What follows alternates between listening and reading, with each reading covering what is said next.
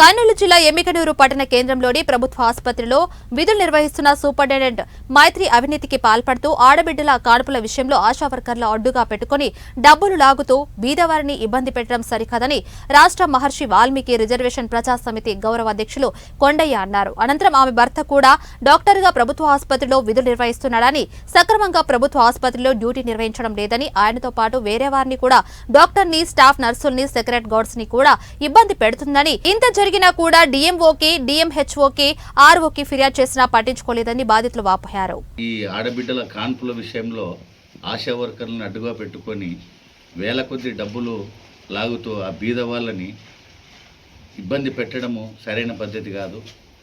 ఆమె భర్త కూడా వన్ ఆఫ్ ది డాక్టర్, అక్కడ ఆయన్ను కూడా డ్యూటీ సరిగ్గా చేయడం లేదు. ఆయనతో పాటు మిగిలిన వాళ్ళు కూడా వేరే వాళ్ళని, ఆమె డాక్టర్లని, స్టాఫ్ని, లాస్ట్కి సెక్యూరిటీ గార్డ్స్ని కూడా ఇబ్బంది పెడతా ఉంది ఆమె. మరి ఇంత జరిగితే కూడా ఆమె మీద డిఎంఓ గారికి, డిఎంహెచ్ఓ గారికి, ఆర్ఓ గారికి మరి కొంతమంది బాధితులు కంప్లైంట్ చేస్తే కూడా దాని మీద ఇంతవరకు యాక్షన్ తీసుకోవడం లేదు. కాబట్టి ఆమె పొలిటికల్గా ఆమె ఏమైనా పవర్ ఉంది ఆమెకు. మరి ఇంతమంది కలెక్టర్ గారికి అన్ని విధాలుగా అందరికీ ఈ సమాచారం అందించినా కూడా ఆమె మీద చర్య తీసుకోవడం లేదు. మరి ఎందుకు తీసుకోవడం లేదో అర్థం కావడం లేదు. ముఖ్యంగా చాలామంది బాధితులు బయటకు చెప్పుకోలేక వాళ్ళ మనోవేదన పడుతూ హాస్పిటల్ నుంచి బయటకు వెళ్తూ ఉన్నారు. మరి ఇది ఎంతవరకు సభము? మరి జిల్లాధికారులకు ఈ విషయాలు తెలియవా? మరి తెలిసేటట్టుగా ఎంతోమంది కంప్లైంట్లు ఇచ్చినారు, రిజిస్టర్ పోస్టులు చేసినారు. మేము కూడా నిన్న కమిషనర్ గారికి, హెల్త్ కమిషనర్ గారికి, హెల్త్ మినిస్టర్ సత్యకుమార్ గారికి కూడా నేను ఫ్యాక్స్ పంపడం జరిగింది. దీని మీద యాక్షన్ తీసుకోకపోతే ఖచ్చితంగా హాస్పిటల్ ముందు ధర్నా కాదు చేసేది, నిరాహార దీక్ష కూర్చోడానికి కూడా మేము సిద్ధంగా ఉన్నాము.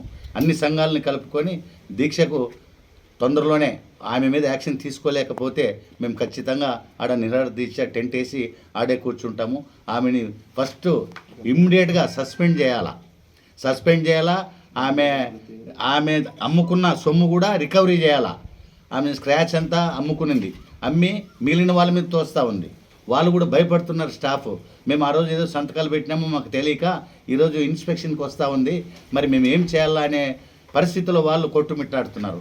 కాబట్టి మీడియా ప్రకంగా కానీ పత్రికా ముఖంగా నేను తెలియజేయడం ఏంటంటే, ముఖ్యంగా ఆమెను ఫస్ట్ సస్పెండ్ చేసి ఆమెను ఎన్క్వైరీ చేయాలి. ఆమె ప్రైవేట్ హాస్పిటల్ పెట్టుకొని, ఆశా వర్కర్లు పెట్టుకొని, మిగిలిన ఏదన్నా పేషెంట్లు వస్తే అక్కడికి రెఫర్ చేయించుకోవడము ఇది ఎంతవరకు సబబమండి? గవర్నమెంట్ లక్షల కొద్ది జీతాలు ఇస్తూ ఉన్నారు. మరి అవి చాలక ప్రైవేట్ హాస్పిటల్ పెట్టుకొని మరి ఈరోజు ఆడపిల్లల భవిష్యత్తుతో ఆమె ఆట ఆడుతుంది. కాబట్టి దయచేసి ఇప్పటికైనా ఉన్నతాధికారులు, జిల్లాధికారులు, రాష్ట్ర అధికారులు కూడా దీని మీద స్పందించి ఇమ్మీడియట్గా ఆమెను సస్పెండ్ చేసి బాధితులకు న్యాయం చేయాలని కూడా ఈ మీడియా ద్వారా మీకు తెలియజేస్తూ ఉన్నాను. నా పక్కలోనే ఉన్నారు బాధితులు కూడా. ఈయన కాదరని, ఈయన డెలివరీ కోసం పోతే ఈయన కూడా నిర్లక్ష్యంతో కొడుకుని పోగొట్టుకున్నాడు. ఆయన రమేష్ అని ఈ బాధితుడు కూడా కానుపు పోతే అంత బాగుంది ఓకే అన్నారు, తీరా చూస్తే చనిపోయిందని చెప్పినారు. ఏమిది అంటే వాళ్ళ హాస్పిటల్కి తీసుకొని డబ్బులు ఖర్చు పెట్టలేని స్థితిలో బీదవాళ్ళు ఉన్నారు. మరి అటువంటి వాళ్ళకి మరి మీ రోజు ట్రీట్మెంట్ సరిగా ఇవ్వకుండా, అంటే మీ హాస్పిటల్కి వస్తే ట్రీట్మెంట్ సరిగా ఇస్తారు, అక్కడికి రాకపోతే మీ జనరల్ హాస్పిటల్ అయితే మీ నిర్లక్ష్యంతో ఇస్తారా మీరు? ఇది ఎక్కడి న్యాయం అండి?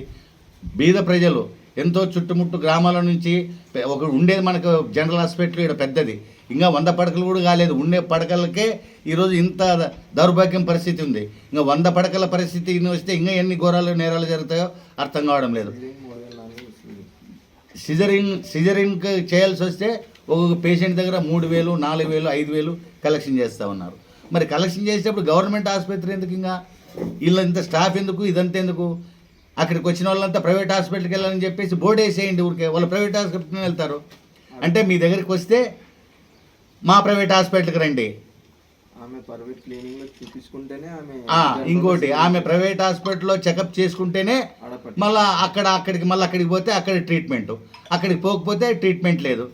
ఇది కాబట్టి జిల్లాధికారులు వెంటనే స్పందించి ఆమెని సస్పెండ్ చేసి ఆమె పైన ఎంక్వైరీ చేసి ఏం జరుగుతుందో ఎమ్మెనూరు హాస్పిటల్లో ఒక్కసారి జిల్లాధికారులు గమనించాల్సిందిగా మరి మీడియా ముఖంగా తెలియజేసుకుంటూ, నా పేరు విజిఆర్ కొండయ్య, ఎంవిఆర్పిఎస్ మహర్షి రిజర్వేషన్ పోరాట సమితి రాష్ట్ర గౌరవ అధ్యక్షుడిని నేను.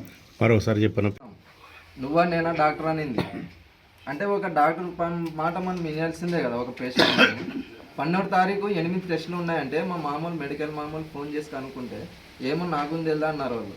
అడిగినా మేడంకి అడిగినా, ఏం మేడం 8 టెస్టులు ఉన్నాయి, ఇది ఎప్పుడుగా నన్ను చూడలేదంటే, ఏం నువ్వు ప్రతిదానికి ముక్కుపడుతున్నావు, అవి సిజరింగ్ టెస్టులు అవి ఈరోజే చేస్తున్నాం అనేది. సిజరింగ్ టెస్టులు 10 రోజుల ముందే చేసింది. మరి సిజరింగ్ చేసేది ఆమెకు తెలీదా? డబ్బులు తిను, నువ్వు సంపాదించుకున్నా అన్నావు కదా, నా ముందే అన్నావు కదా. మేము థ్యాంక్ యూ సార్ ఫేదైంది మేడం అని అడుక్కున్నా కూడా ఆమె నువ్వు పోయి చేయపో అనింది.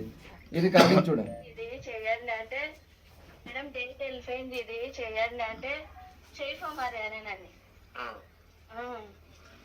నాకు రెండాయి ఇట్లా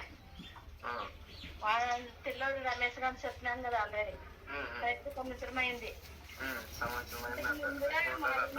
ఉండే ఫోన్ చేసి అంత పెద్ద మేడం నాకు ఫోన్ చేసి వేరే వాళ్ళు క్యాన్సల్ చేసి నాకు ఫోన్ చేసి అది పెట్టుండే అంత వేసింది మేడము. నిన్న కూడా మొన్న కూడా ఇదే జరిగిందాక మాది నిన్న ఇప్పుడు శుక్రవారం అడ్మిట్ అయ్యి అక్క 4 రోజులు 5 రోజులు ఎక్కువైందాక చెప్పినాను ఆల్రెడీ నన్ను డేట్ వెళ్ళిపోయింది మేడం అని.